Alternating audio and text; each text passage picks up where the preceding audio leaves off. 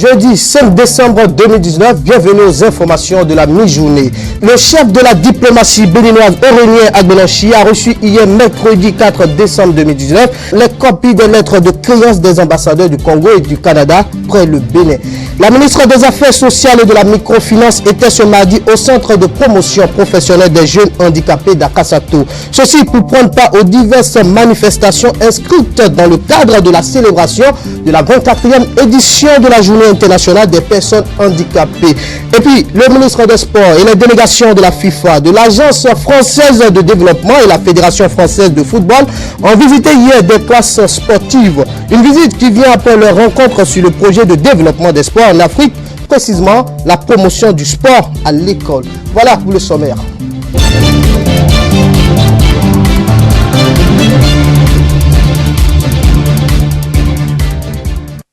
Merci de nous préférer pour vous informer.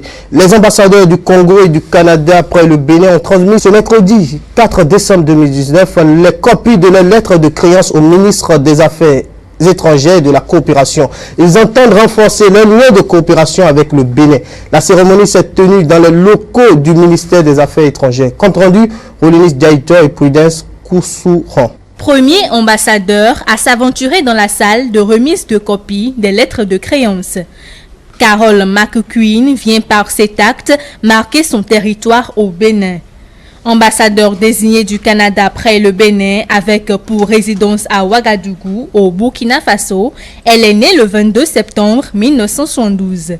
McQueen est titulaire d'un doctorat en relations internationales obtenu à l'université d'Oxford en 2002. Avant d'intégrer le ministère des Affaires étrangères et du Commerce international en 2005, elle a occupé le poste d'agent des affaires politiques. Il a été question avant la remise d'échanger avec le ministre béninois des Affaires étrangères sur les différentes relations qui, depuis des années, unissait les deux pays. On a discuté de différents éléments dans nos relations. On a parlé de l'importance des jeunes pour le Bénin, le fait que les jeunes sont dynamiques et aussi font beaucoup d'entrepreneuriat et comment ça c'est important pour la croissance économique. On a parlé du fait que le Canada est un bailleur de fonds ou un partenaire technique important ici, surtout dans le secteur de santé, mais aussi dans la croissance inclusive pour tous et toutes. Et bien sûr, on a discuté un petit peu, les Canadiens, les Béninois s'entendent très bien, on a une langue en commun, on partage des valeurs en commun et c'était une réunion extrêmement agréable. Jacques Obinza, ambassadeur désigné du Congo près le Bénin. Il fera pareil en transmettant la copie de sa lettre de créance. Obinza est titulaire d'un diplôme de fin d'études administratives option diplomatie de l'École nationale moyenne d'administration. Il détient également un diplôme d'études diplomatiques de l'Institut diplomatique Rio Branco du Brésil. Il intègre en 1982 le ministère congolais des Affaires étrangères. Il livre ici la substance des échanges effectués avec Aurélien Agbenonchi. Le Congo et le Bénin, c'est deux pays frères. Les peuples congolais et béninois sont des peuples frères. Et ma présence ici, je crois, c'est la preuve éloquente de ces relations fraternelles et solidaires qui existent entre nos deux pays. Je vous dirais qu'elle existe et elle concerne plusieurs domaines. Je citerai quelques-uns comme la formation. Comme vous le savez certainement qu'il y a plusieurs Congolais qui sont en formation ici au Bénin, qui ont été formés ici et qui se forment encore ici dans des spécialités les plus différentes, les plus diverses possibles. Et nous avons aussi l'autre volet militaire aussi, toujours la formation.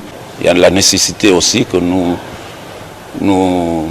avons partagé de tenir la session de la commission mixte entre les deux pays. Les originaux des lettres de créance des différents ambassadeurs près le Bénin seront transmis directement le 5 décembre 2019 au président de la République du Bénin, son Excellence Patrice Talon. À Porto-Novo pour parler de la poursuite de la session budgétaire à l'Assemblée nationale. La diplomatie de mobilisation des ressources, c'est le sceau sous lequel le ministre des Affaires étrangères place son action en 2020. Le budget prévu à cet effet est en réduction comparé à celui de l'année en cours. Aurélien Agbelanchi a donné les raisons de cette baisse. Les détails de sa mission en 2020 à la commission budgétaire. À la sortie, voici ce qu'il a confié aux journalistes. Ce budget s'élève à 27 milliards 951 000. Il est en baisse comparé à l'année dernière d'à peu près 1 milliard. Vous me demanderez certainement pourquoi une baisse. C'est parce que nous essayons de réduire le train de vie de l'État. Nous essayons de rationaliser la dépense publique, d'avoir une dépense qui est plus saine. Mais je dois dire que la dématérialisation, le fait d'utiliser des techniques plus avérées de dématérialisation nous permettent aujourd'hui de réduire les charges qu'occasionnent nos postes diplomatiques à l'étranger. Mais aussi au niveau de la centrale, nous nous réorganisons, nous essayons de gagner en efficacité et l'on peut faire plus avec un peu moins de ressources et cela est conforme à la vision du président de la République qui entend orienté vers des secteurs sociaux, vers ce qui touche à la vie de nos populations, les ressources de l'État. Alors ce budget, bien sûr, va nous permettre de poursuivre la mission qui a été assignée par le président de la République au ministre des Affaires étrangères, à savoir faire de notre diplomatie un instrument de mobilisation de ressources pour notre développement. J'ai pu présenter à la députation nationale tout à l'heure, la représentation nationale tout à l'heure, le fait que directement ou en association, et souvent en association avec nos départements ministériels, nous sommes arrivés à une mobilisation de plus de 400 milliards de nos francs au cours de l'année qui s'est terminée, et ce travail va continuer. Renforcer notre présence à l'extérieur de manière qualitative. Nous allons continuer par aller vers des horizons nouveaux pour mobiliser non seulement les expertises, mais des ressources pour notre pays. Nous allons aussi contribuer au rayonnement du Bénin à travers la culture, notre culture, à travers le tourisme, et nous allons faire cela avec les ministères sectoriels. Une chose qui tient aussi à cœur au président de la République, c'est l'amélioration, le renforcement des capacités au niveau de notre ministère, à savoir faire en sorte que le personnel qui est en charge de notre diplomatie soit un personnel de type nouveau, un personnel dynamique qui est capable de répondre comme cela se doit à ce qui est attendu de lui. Projet d'appui au renforcement des acteurs du secteur privé, Paracep offre des kits à certains membres de l'Union nationale des aviculteurs professionnels du Bénin. Ce don a pour but de soulager les populations d'Abomey-Calavi, Ouida et Alada et compenser le déficit en production animale propre à la consommation. Reportage Sandra Kfadei, Jean-Marie Kedolo. 52 poussins, une éleveuse, un mangeoire, une lanterne et des aliments pour nourrir les poussins sont les constituants des kits que reçoit chaque bénéficiaire de l'Union nationale des aviculteurs professionnels au Bénin. Un don financé par le projet d'appui au renforcement des acteurs du secteur privé Paracep. Cette initiative qui entre dans le volet agriculture du programme d'action du gouvernement prend en compte la couverture du besoin des populations en protéines de qualité. Le Bénin n'a pas pu stabiliser une race de poulet de chair qui pourrait constituer un label béninois, à partir duquel nous pourrions combler le gap en déficit protéines d'origine animale.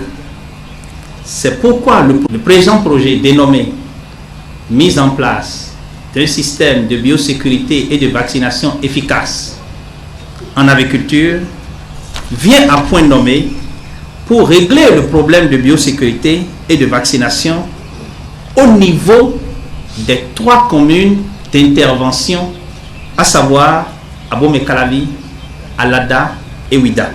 Le représentant du ministre de l'Agriculture, de l'Élevage et de la Pêche a remercié les initiateurs et les partenaires avant d'exhorter les récipiendaires à faire bon usage des dons afin de développer leurs activités.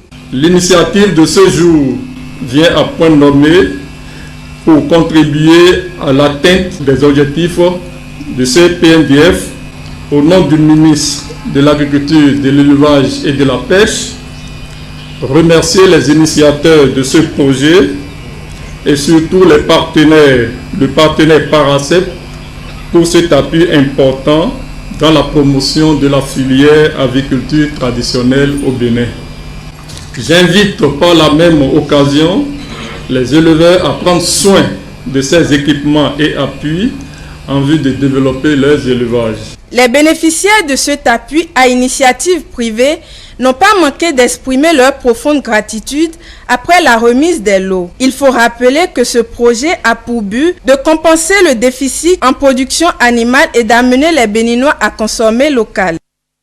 La ministre des Affaires sociales et de la microfinance était ce mardi au centre de promotion professionnelle des jeunes handicapés d'Akasato. Ceci pour prendre part aux diverses manifestations inscrites dans le cadre de la Journée internationale des personnes handicapées. Cette journée est à sa 24e édition et vise à promouvoir l'inclusion sociale de ces personnes.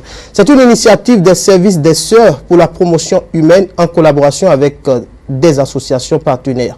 Suivez le compte-rendu de Romaric Dossa et de Jean-Marie Kedolo. Promouvoir la participation et le rôle des personnes handicapées, un geste à la fois. C'est le thème autour duquel s'est célébrée la Journée internationale des personnes handicapées, édition 2019. Après les manifestations officielles tenues à Diakotomé, la ministre des Affaires sociales et de la microfinance a fait une descente à Akasato pour communier avec les pensionnaires du Centre de formation professionnelle des jeunes handicapés. C'est un réel plaisir d'être au milieu de ces formidables apprenants qui se battent au quotidien pour prouver que le handicap, quelle que soit sa forme, n'est pas un frein à l'épanouissement. Les personnes vivant avec un handicap font partie intégrante de notre société et méritent toute notre attention et considération. Elles ne doivent surtout pas être stigmatisées car elles apportent une valeur surajoutée au développement socio-économique de notre pays. Dites-vous que vous êtes des privilégiés, puisque la possibilité vous est donnée de montrer à tous vos talents et votre génie créateur. L'occasion a été pour le service des Sœurs pour la promotion humaine d'initier une communication suivie de débats sur la gestion et l'opportunité de réinsertion des personnes handicapées formées dans les différents centres. Dans le cadre de notre programme d'appui à l'inclusion des personnes handicapées, l'effort de tous ces partenaires locaux nous permet de toucher directement 750 enfants et jeunes handicapés, dont 59,13% de garçons et 40,37% de filles pour le compte de l'exercice 2019. Nous encourageons toute personne de bonne volonté au Bénin, toute structure, de poser un geste afin que l'employabilité des personnes handicapées en République du Bénin soit une réalité.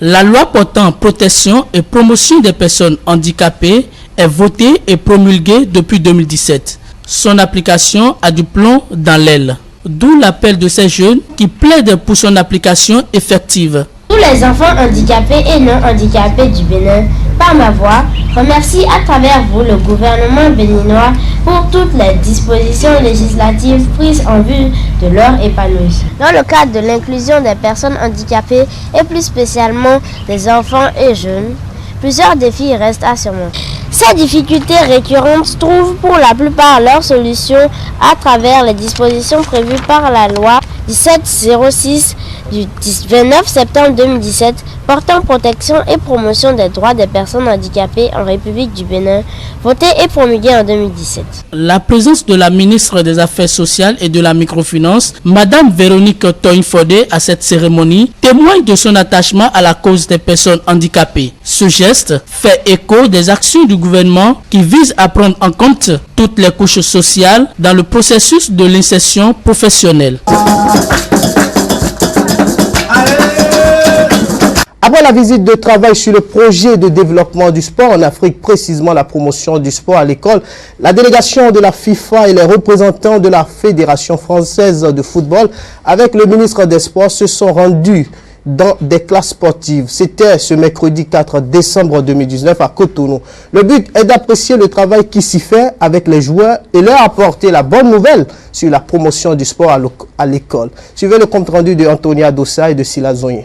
Le stade René Pleven d'Akpakpa et le terrain de sport du CEG Bégamé sont les deux lieux des classes sportives, témoins qui ont reçu la visite des différentes délégations. Une visite qui vient pour annoncer la nouvelle aux joueurs. La première bonne nouvelle, c'est que désormais, pour la formation de vos coachs, pour qu'ils aient encore un meilleur niveau pour pouvoir mieux vous former, la Fédération française de football, par sa direction technique nationale, va nous accompagner. Pour les infrastructures sur lesquelles vous et vos autres camarades, amis de toutes les classes sportives évoluez, les infrastructures sur lesquelles, c'est vrai, il y a un effort qui est fait par le gouvernement, nous recevons désormais l'accompagnement de la FIFA et de l'AFD pour améliorer tous les terrains, les aménager au moins de façon sommaire pour que les terrains puissent être bien praticables et permettre à vous tous, nos jeunes enfants, de bien pratiquer le football, de bien vous préparer, de bien vous former pour devenir des grands joueurs. Quelques minutes ont suffi pour que ces joueurs prouvent leur talent.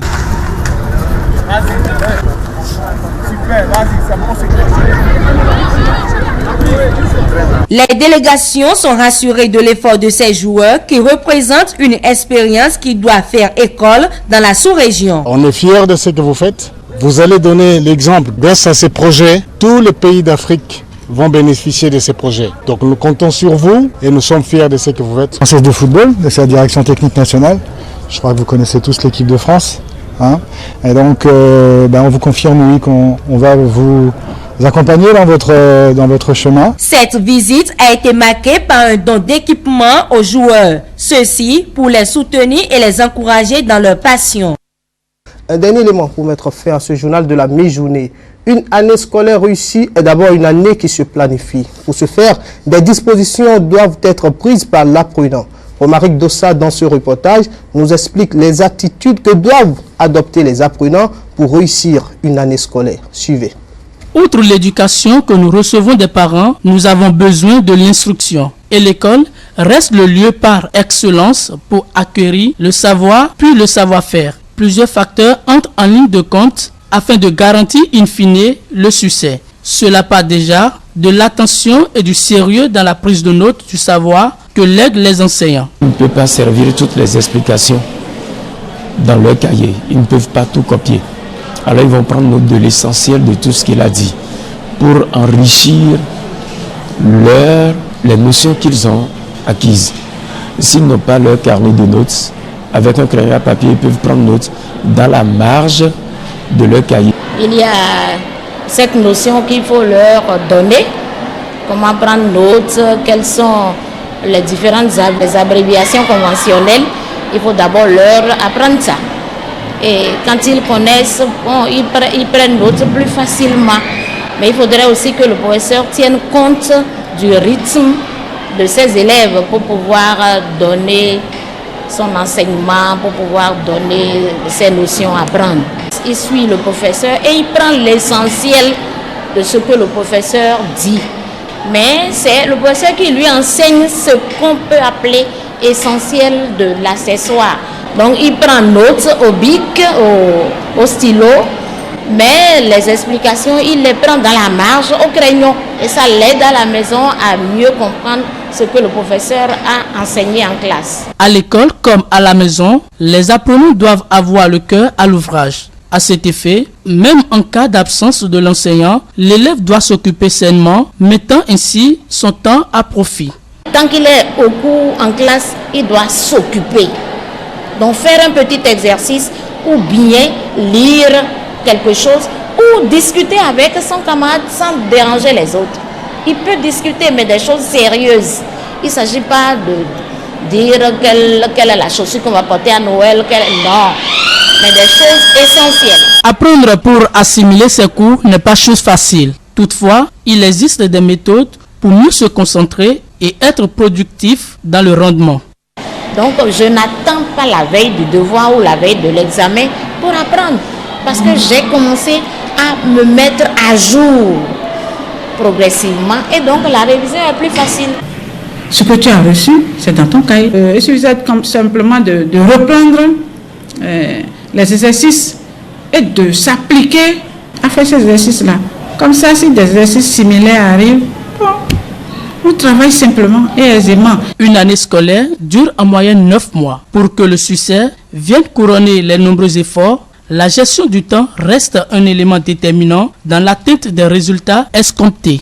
La planification dépend de chaque apprenant. Il y a certains apprenants qui résident loin de l'école, d'autres sont proches de l'école.